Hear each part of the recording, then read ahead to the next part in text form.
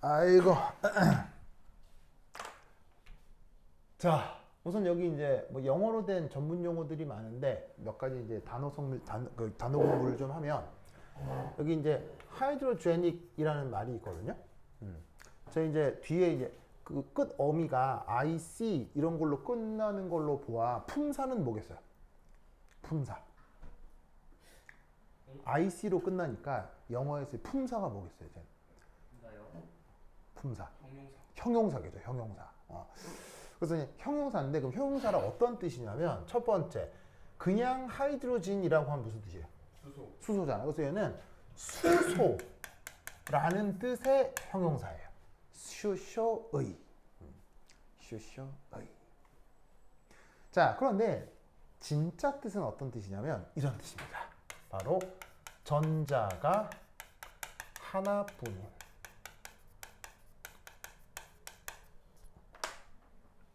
이란 뜻의 형용사입니다. 그래서 하이드로닉 이온 전자예요. 네, 그래서 하이드로제닉 아이온이라고 합니다. 하이드로제닉 아이온. 그러면 이게 이온? 이거 웬 이온? 자, 누구를 얘기하냐면 이걸 얘기하는 거예요. 우선 당연히 첫 번째 슈쇼입니다. 자, 슈쇼는 원자 번호가 몇 번이죠? 1번이니까 전자가 진짜 몇 개 있어요? 한 개 있잖아요. 근데 얘만 얘기하는 게 아니고 그 다음 힐륨. 힐륨은 원자 번호 몇 번입니까? 2번. 2번이죠. 그런데 얘를 1 플러스 양이온으로 만드는 겁니다. 그러면 전자가 몇 개 남죠? 역시나 한 개 남죠. 그 다음 3번 리튬은 2 플러스 양이온으로 만듭니다. 그러면 역시나 전자가 몇 개 남죠? 한 개 남겠죠. 그러면 하나만 더 써보면 4번의 베릴륨 같은 경우는 이렇게 만들어주면 되겠죠. 그래서 하이드로제닉 아이온들이 어떤 애들인 건지 알겠죠? 그래서 이제 원자에게 핵전하량은 변할 수 있는데 전자는 무조건 몇 개인 거? 하나만 있는 그런 녀석을 하이드로제닉 아이온이라고 합니다. 알겠죠? 네. 그래서 그 하이드로제닉 아이온에 대해서 그 성격이 어떠한지에 대한 수리적 분석을 해야 될 거 아니에요? 그 수리적 분석을 양자역학이라고 하는 걸 도입해서 해냈던 그 해냈던 논리가 바로 슈레딩거라는 사람이 만들어 놓은 양자역학 체계예요. 그래서 지금 뭘 해볼 거냐면 그 슈레딩거라는 사람이 도입한 그 방정식이 어떤 건지 한번 살펴보도록 하겠습니다. 이때 그 슈레딩거 방정식에 뭐가 새롭게 등장하냐면 웨이브 펑션이라고 하는 개념이 등장해요. 자, 웨이브 펑션 우리말 번역은 파동함수. 그래서 표기할 때 어떻게 표기하냐면 그리스 알파벳 프사이 요걸로 이제 표현을 합니다. 읽을 땐 이렇게 읽으시면 돼요. 프사이 이렇게 읽으시면 되는데 보통 프사이인데 그냥 S를 묵음처럼 발음해서 파이 뭐 이렇게 발음하기도 합니다. 그래서 이제 뭐냐면 저렇게 표현을 하는 파동함수라고 하는 녀석을 도입하는데 이 파동함수는 어떤 성격을 갖느냐? 첫 번째, It describes the system fully라고 처음에 이제 영어에 된 책으로 이런 말이 나옵니다. 그럼 이 말이 무슨 말이냐? 파동함수라고 하는 것은 어떤 시스템을 완전히 설명해 준다. describe가 설명하다 이런 뜻이죠. 그렇죠? 그럼 이게 뭔 말이냐? 자, 그러면 지금 우리가 다루려고 하는 시스템이 뭐냐? 바로 원자겠죠. 맞습니까? 우선 지금 여기서 다룰 건 원자가 어떤 성격을 갖는지를 얘기를 할 거거든요. 그래서 지금 그 원자에 들어있는 가장 화학적인 성격을 나타내는 중요한 입자, 전자. 그것이 지금 우리가 관심을 갖는 어떤 시스템일 거란 말이에요. 그러면 그 전자가 가질 수 있는 여러 가지 정보들이 있겠죠. 그럼 그 정보들에는 뭐가 있겠느냐? 뭐 위치, 원자 안에서 어디쯤 있겠느냐? 그 다음에 그 녀석의 그 전자의 운동량은 어떻겠느냐? 혹은 에너지 상태는 어떻겠느냐? 이런 등등 이러한 물리적 정보들을 가지고 있는 것이 바로 파동함수다. 아시겠죠? 파동함수다 라는 것을 꼭꼭 기억해두시기 바랍니다. 오케이, 됐다. 그리고 이 파동함수는 묘하게도 어떤 성격을 가지고 있느냐? 바로 파동함수는 well defined function입니다. well defined function. 자, well defined는 그냥 쓰는 말이 아니고요. 이게 수학 용어죠. well defined을 수학에서 어떻게 번역해요? 수학 시간에 이렇게 수학생이 이 말 쓰셨을 텐데. well defined이 수학 시간에 어떤 용어예요? 그냥 나와 있는 그대로 번역합니다. 한글로 잘 정의된 이렇게 번역합니다. 그래서 우리말로 번역하면 잘 정의된 함수인데 이게 그냥 일상 용어가 아니고 수학에서 써먹는 전문 용어입니다. well defined function 뭘 의미하는 거냐? 바로 무한번 미분 가능한 함수입니다.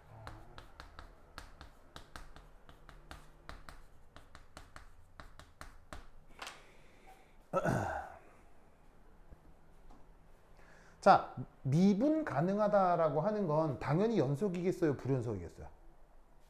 연속이요. 당연히 연속이겠죠. 그리고 연속을 넘어서 그것도 무한번 미분 가능해야 되니까 뭔가 그렇게 막 뾰족하게 솟는다거나 톡 튀는 이런 함수값이 있는 게 아니라 모두 다 어떻게 된다는 얘기겠어요? 모두 다 완벽하게 유려하게 연결된 어떤 상황으로 표현되는 함수. 아시겠죠?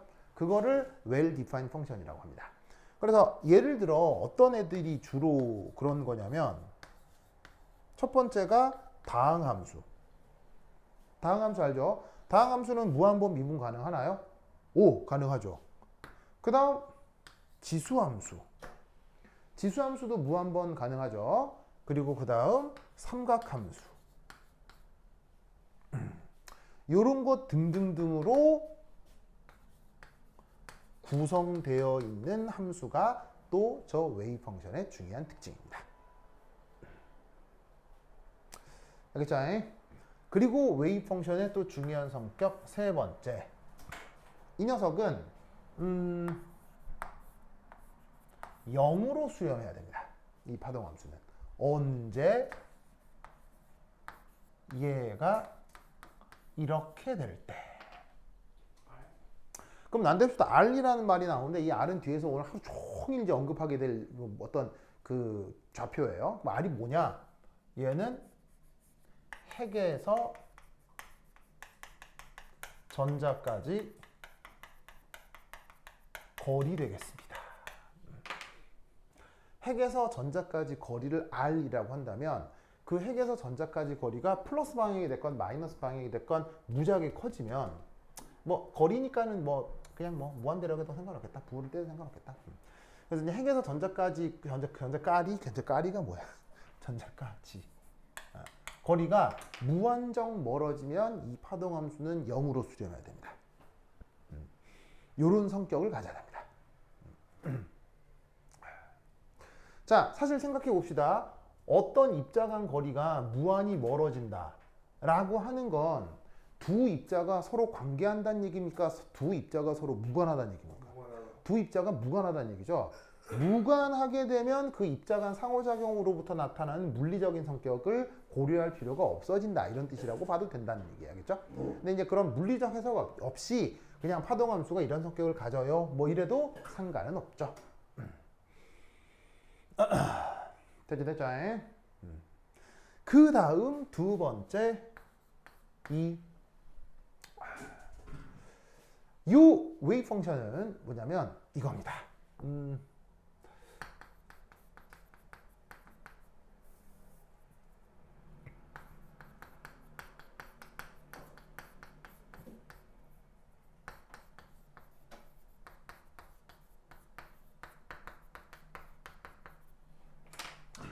이 슈레딩거 파동 방정식을 도입하는 이 양자역학에서 또 하나 중요한 아이디어가 오퍼레이터라는 개념입니다.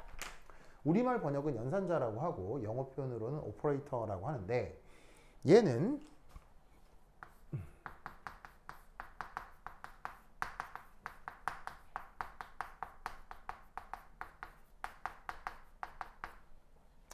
파동함수로부터 1이라고 하자. 파동함수로부터 어떤 물리량을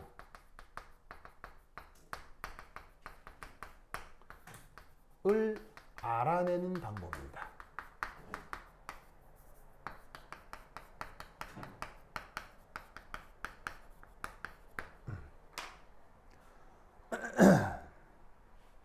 아이고.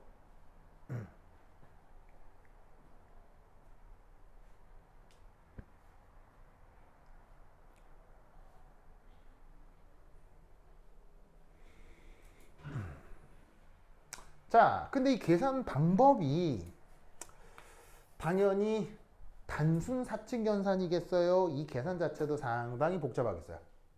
굉장히 복잡합니다. 보통 어떤 것들을 포함하냐면 행렬 계산이거나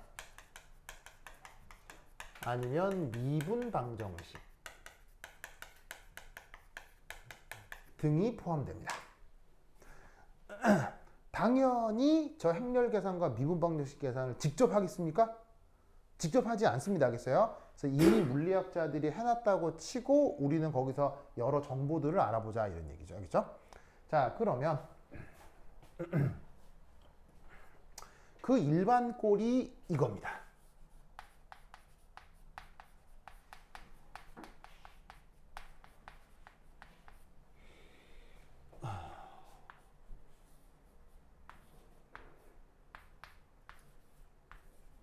짜잔. 요런 꼴로 표현됩니다.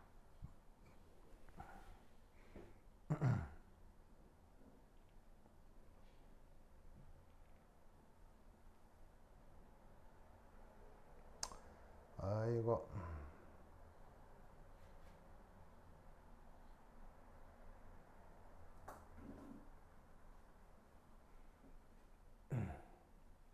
자, 그럼 여기서 각각 말씀을 드리면 얘가 뭐라고요? 얘가 뭐라고요? 사인. 바로 여기서 얘기했던 파동함수라고 했죠. 웨이브 펑션.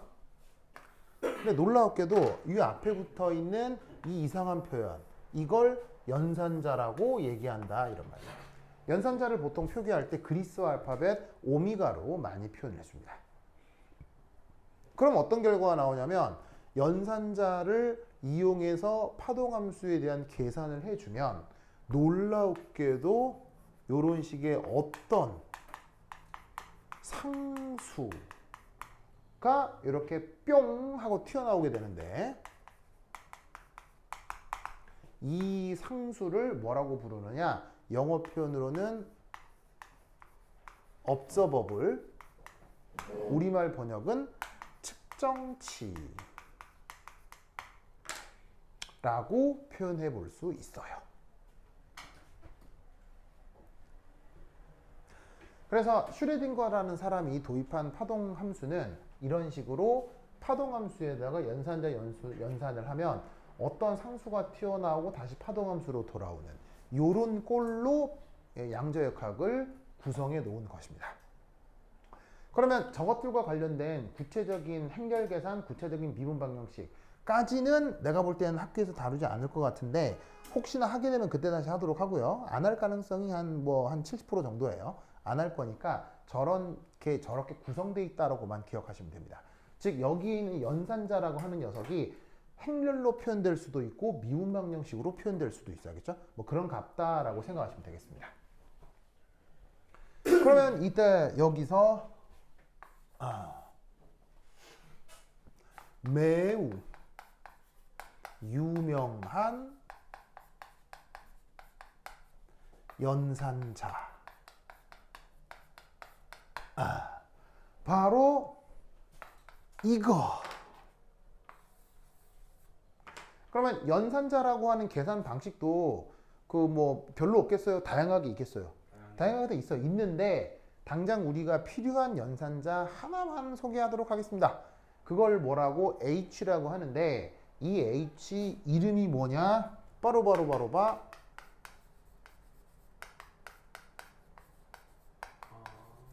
해밀토니언 오퍼레이터라고 합니다.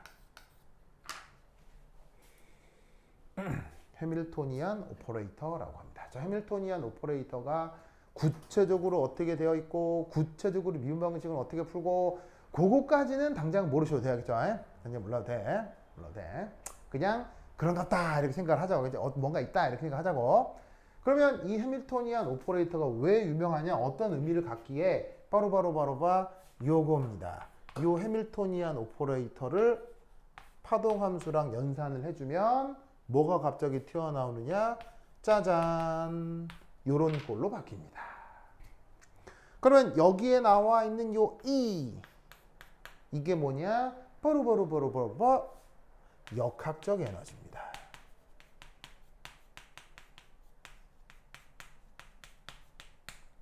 그래서 내가 연구하려고 하는 대상의 역학적 에너지를 바로 계산해주는 연산자를 해밀토니안 오퍼레이터라고 해요. 뭔 뜻인지 아시겠죠? 영적점 논리를 꼭꼭 기억해 두시기 바랍니다. 오케이, 됐다.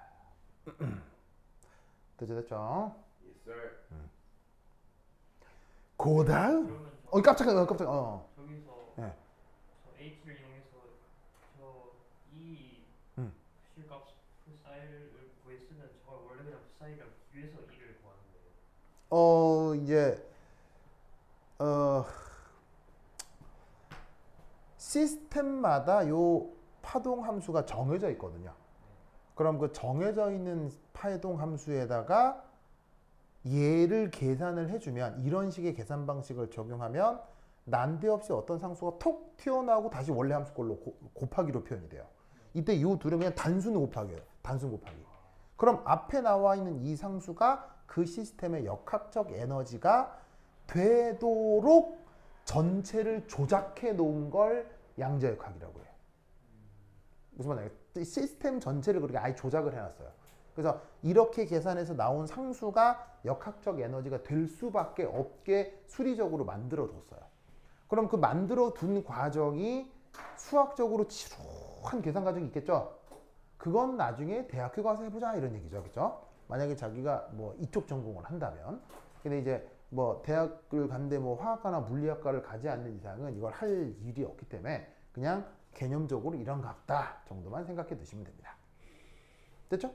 이게 해볼 수도 있는데 하면은 뭐 계산만 막 한 2시간을 해야 되기 때문에 그냥 그런 것 같다 하고 넘어가시면 됩니다. 응? 자, 됐고 그 다음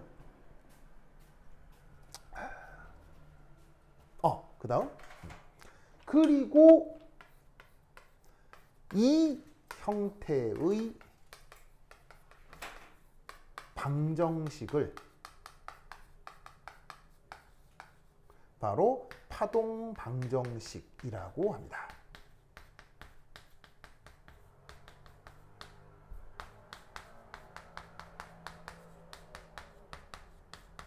그리고 이런 역학 체계를 처음 주장한 양반을 누구라고요? 슈레딩거라고 해요. 그래서 슈레딩거라는 사람은 이 업적으로 이 체계를 만들어낸 업적으로 노벨상을 받습니다. 아주 중요한 사람입니다. 그 다음 지운다잉? 네. 그렇습니다. 세우사.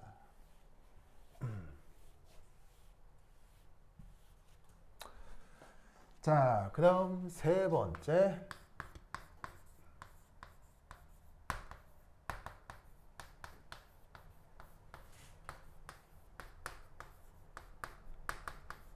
짜잔. 자, 세 번째는 보온즈 인터프리테이션이라고 하는 내용입니다. 자, 보온이라고 하는 거는 사람 이름입니다. 앞에 대문자를 쓴 건데 이 사람이 스위스 사람인지 스위스계 사람인지 정확하게 모르겠어요.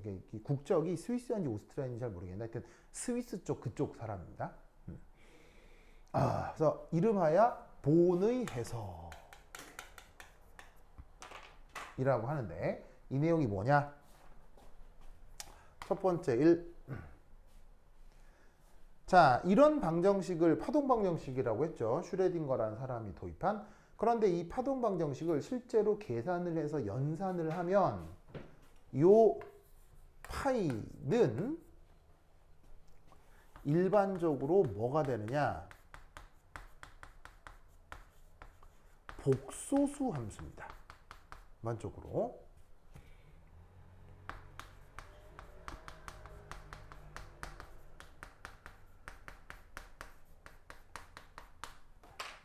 여러분 복소수란 말 알죠? 복소수는 뭐하고 뭐가 같이 있는 함수가 복소수입니까? 실수 함수. 실수 함수가 연결되어 있는 걸 그걸 복소수라고 하잖아요. 네. 그죠? 복소수는 그런데 뭐가 없죠? 복소수는 무엇이 없죠? 대소. 그렇지. 대소가 없죠. 그래서 그 함수값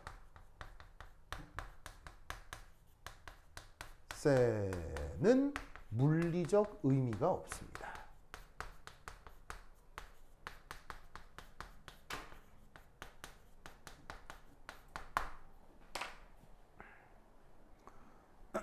함수값에는 물리적 의미가 없습니다.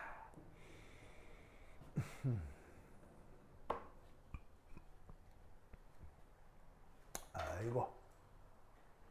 자, 왜냐? 물리적 의미란 항상 뭐가 있어야 되죠? 물리적 의미란 항상 뭐가 있어야 되죠? 대소. 그렇지. 대소가 있어야 됩니다.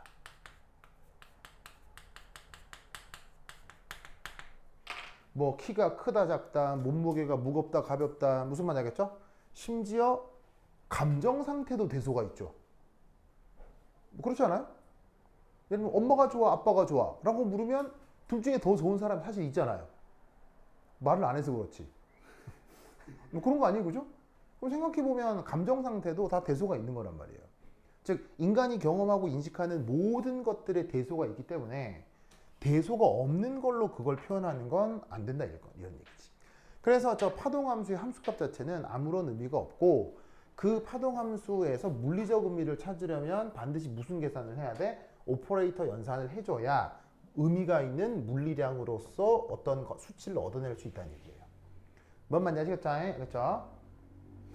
그런데 이 슈레딩거가 이런 체계를 만들고 한 십수년 후에 스위스에서 갑자기 본이라는 학생이 무려 18살 때 과연 그럴까라는 학위 논문을 씁니다.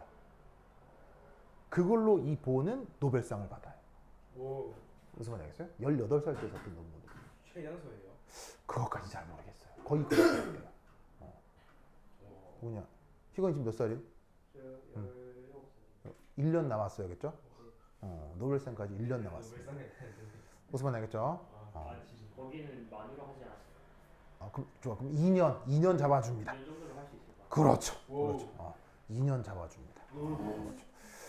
좋아. 근데 한국에서 과학 같은 걸로 노벨상 따면 대학에서 프리패스 해주지 않을까요? 뭐 상관은 없죠. 대학 입학이 아니라 교수로. 교수로 임명이 되겠죠.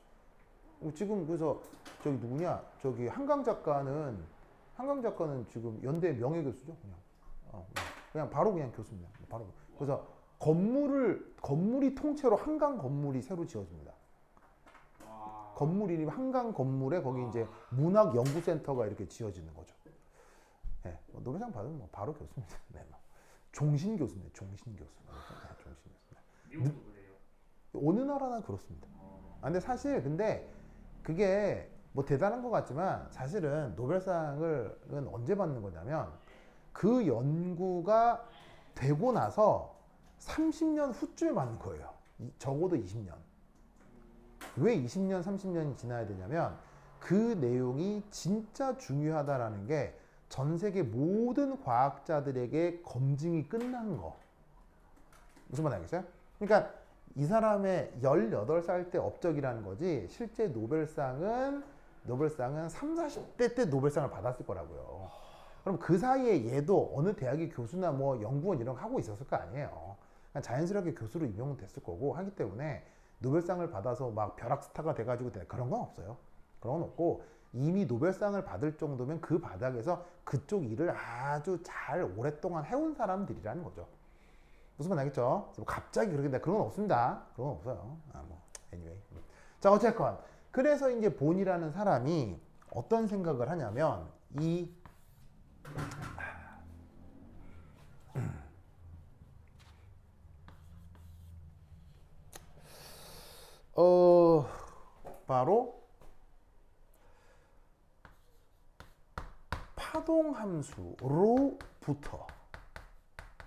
파동함수로부터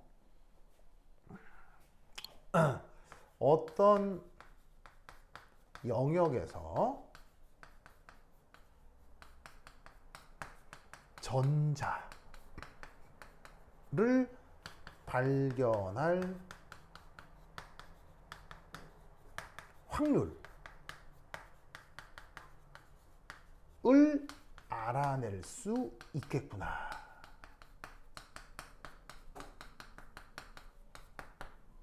라고 본이 생각해낸 겁니다. 그 아이디어를 본의 해석이라고 해요. 근데 아주 기가 막히게도 이 본의 해석을 슈레딩거는 받아들이지 않았습니다. 그래서 슈레딩거는 에이 무슨 말도 안 되는 소리야 라고 해서 이걸 만들어낸 슈레딩거는 인정하지 않았지만 후대 다른 물리학자들이 할만하다 해서 저 본도 이 노벨상을 받게 되는 겁니다. 알겠죠? 대단한 사람인 거죠.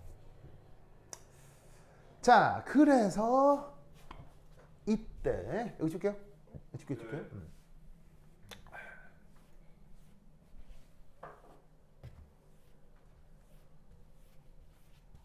이 본은 요 확률을 계산하기 위해서 뭐를 도입하냐면 probability density function 요걸 도입합니다. 자, probability density function이라고 해서 우리말 번역은 뭘까요? 바로 확률 밀도 함수입니다. 확률 밀도 함수. 자, 그러면 저 확률 밀도 함수가 무엇이냐? 바로 요거예요.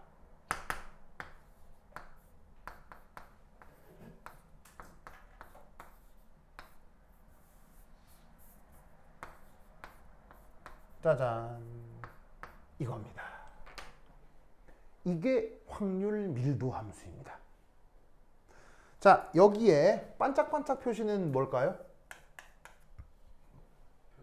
반짝반짝 표시는 쟤는 뭘 표시하는 걸까요?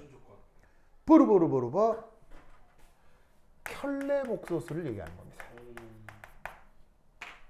켤레 복소수. 그래서 예를 들어 뭐 이런 거죠. 1 마이너스 i 1 플러스 i 이 둘의 관계는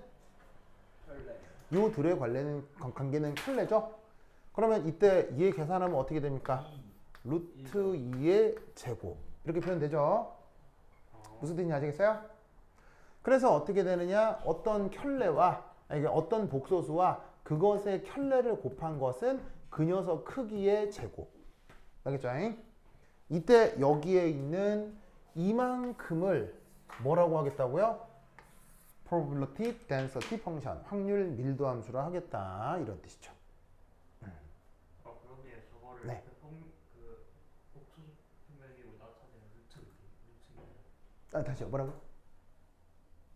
저거를 1 플러스 i를 복수 표면에 나타내면 그게 루트이네요. 그렇죠. 만약에 함수값이 이렇다면. 그래서 복소평면에 그림을 그릴 수는 있지만 복소평면에 아무리 그림을 그려도 그건 의미가 없겠죠. 왜냐면 복소평면상에서는 대소가 없으니까. 그래서 그걸 이 파동함수 자체를 복소평면에 그린다라가 아니라 그걸 물리적 의미가 있게 이렇게 변형을 해서 의미를 찾아내겠다는 얘기예요. 근데 절대값은 쉬운 거예요. 뭐라고? 네, 절대값은 크기잖아요. 크기. 복소수에서 절대값은 크기를 얘기하는 거잖아요. 알겠죠? 네. 그러면 여기서 이제 3 확률 표현.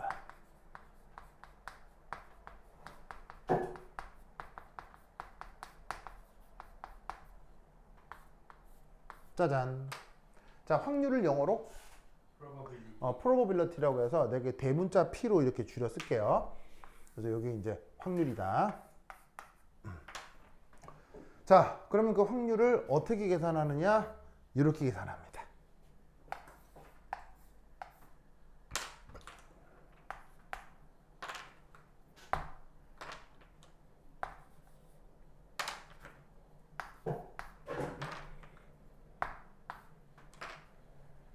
자, 우선 파동함수의 변수가 몇 개예요? x, y, z 3개죠. 왜 변수를 우선 3개로 잡아주는 걸까요?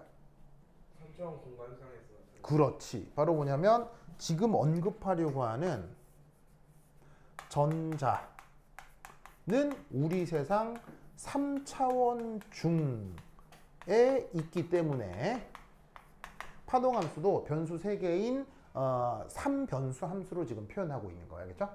그러니까 이 파동함수가 함수값에 의미가 있는 건 아니겠지만 그래도 x축으로 몇 칸, y축으로 몇 칸, z축으로 몇 칸 간 이 어떤 위치에 그 파동함수와 관련된 함수값이 있을 거라 이런 얘기지. 무슨 말 되겠어요? 그게 뭐 복소수 함수가 됐건 뭐가 됐건. 그것을 어떻게 크기의 제곱, 알겠죠? 크기의 제곱 해준 다음에 변수가 3개이기 때문에 얘를 적분해요. 어디서 어디까지? x1에서 x2까지 x에 대해 적분을 합니다. 알겠죠? 그리고 그 x에 대한 정적분이 끝나버리고 나면 x 변수는 상수가 되어서 다 사라져버리죠. 네. 정적분 되면 그 변수가 상수가 돼서 없어지잖아요. 네. 그러면 얘를 다시 통째로 묶어가지고는 한 번 더 적분. y에 대해서 y1에서 y2까지 적분합니다. 무슨 말 알겠죠? 그리고 마지막 이 적분이 끝나면 얘를 다시 z1에서 z2까지 z에 대해 적분을 해주는 겁니다. 뭔 말인지 아시겠죠? 그러면 이때 잘 보세요. x축으로 몇 칸 갖고 y축으로 몇 칸 갖고 z축으로 몇 칸 변하는 어떤 공간이 정의될 거 아니에요. 그걸 각각 어떻게 x1에서 x2까지 y1에서 y2까지 z1에서 z2까지라고 좌표로서 그 공간을 표현해 준 거라고요. 알겠죠? 그럼 그 공간 안에서 입자가 그러니까 그 입자는 지금 전자가 되겠죠? 그 전자가 존재할 확률을 요런 중적분으로 표현해 준다 이런 뜻입니다. 이때 이런 식으로 적분을 변수에 대해서 거듭하고 있죠. 요런 테크닉을 뭐라고 부르냐면 중적분이라고 합니다. 그럼 여러분 구체적으로 여기 함수가 있고 얘를 막 중적분하는 과정 당연히 계산량이 없겠어요? 계산량이 많겠어요? 많아요. 계산량이 많으니까 그 계산을 실제로 하지는 않을 겁니다. 아시겠죠? 그래서 의미상 저렇다라는 걸 알아두시면 된다 이런 말이죠. 지 오케이? 됐어요. 지 이렇게 힘들어요. 지금 살짝 배가 아파요. 에? 왜요? 화장실. 그럼 갔다 잘 참고 있었어요. 그래. 혹시 쉬는 시간이 약 몇 분 정도 있어야 될 것 같나요? 아니 곧 한 10분? 10분 참을 수 있겠어요? 10분 참을 수 있어요. 그래요. 우리 활발장지후군. 좋아. 그러면 이때 잘 봐요. 요런 식의 중적분을 보시다시피 한 번, 두 번, 세 번 이렇게 걸어주는 게 사실은 쓰기가 편해요? 쓰기가 좀 불편해요? 불편해요. 쓰기가 불편하죠. 그래서 얘를 편의상 어떻게 표현하냐면 인티그럴 한 번만 써주고 이렇게 한 다음에 짜잔 요렇게 바꿔줍니다. 요렇게 바꿔줍니다. 이게 뭐예요? 네. 자 어떻게 쓰냐면 뒤에 요 꼬랑지 붙은 게 요렇게 표현을 해주는데 읽을 때는 타우라고 읽습니다. 그래서 물리학에서는 토크라고 하는 물리량 이거 토크 알아요? 토크? 네. 토크 그 토크로 표현되는 물리량 쓸 때 요 알파벳 요 그리스 알파벳 타우 기호를 쓰거든요. 여기서도 그 기호 타우를 그대로 쓰는 거예요. 근데 의미는 여기선 토크가 아니라 dx, dy, dz에 대한 3차원 중적분 표현이다라는 걸 알아주시면 됩니다. 알겠죠? 그래서 여기 있는 이 d 타우가 여기서부터 요까지를 의미하는 거예요. 그래서 이 중적분 기호 d 타우를 뭐라고 표현하기도 하냐면 최적소라고 하기도 합니다. 자, 왜 최적소냐? 뭐 예를 들어서 d 타우를 그럼 고지고대로 같았으면 dx, dy, dz가 되는 거 아니에요? 그냥 1대1 대응을 시킨다면. 네. 그럼 이 말이 무슨 말이냐면 x축으로 조금, y축으로 조금, z축으로 조금 움직이는 걸 곱하기 하면 조그만 부피가 나오겠죠? 네. 그래서 얘를 부피의 조그만 단위다라고 해서 최적소라고 얘기하기도 해요. 근데 의미는 뭐다? 이러한 3차원 중적분을 표현하는 방식이다. 알겠죠? 이렇게 하면 뭐? 바로 확률 표현을 할 수 있다라는 것입니다. 됐죠? 예. 됐죠? 고다음. 자, 요거만 하고 쉬었다 할게요. 여기 준다. 여기 준다. 아, 시우사. 쑥쑥쑥쑥. 두 번째, 그 다음에 네 번째 4. 자, 네 번째는 뭐냐면 노멀리제이션. 자, 노멀리제이션 우리말 번역은 일반화. 정규화라고 번역합니다. 정규화. 자, 뭐냐? 모든 파이. 자, 지금은 원자의 파동함수 파이를 얘기하는 건데 이게 나중에 개념이 확장이 되면 분자의 파동함수일 수도 있고 아주 다양하게 확장될 수 있습니다. 근데 이때 그게 원자 건지 분자 건지 그리고 원자도 수소 원자인지 힐리 원자인지 구분하지 말고 모든 파동함수 알겠죠? 모든 파동함수. 그 모든 파동함수는 다음 성격을 만족합니다.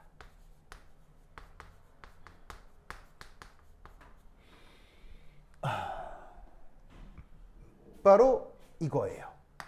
인티그럴 마이너스 무한대에서 플러스 무한대까지. 얘는 뭐가 된다? 1이 됩니다. 오케이. 자, 여기 잘 보시면 마이너스 무한대에서 무한대까지 이게 뭘 의미하는 거겠어요? 모든 구간. 바로 x가 됐건 y가 됐건 z가 됐건 모두 다 마이너스 무한대에서 플러스 마이너스 플러스 그걸 얘기하는 거겠죠. 그럼 얘가 의미하는 것은 뭐냐면 그 적분 구간이 전 우주라는 얘기입니다. 전 우주. 그리고 여기 나와 있는 1은 그때 전자 발견 확률이라는 거죠.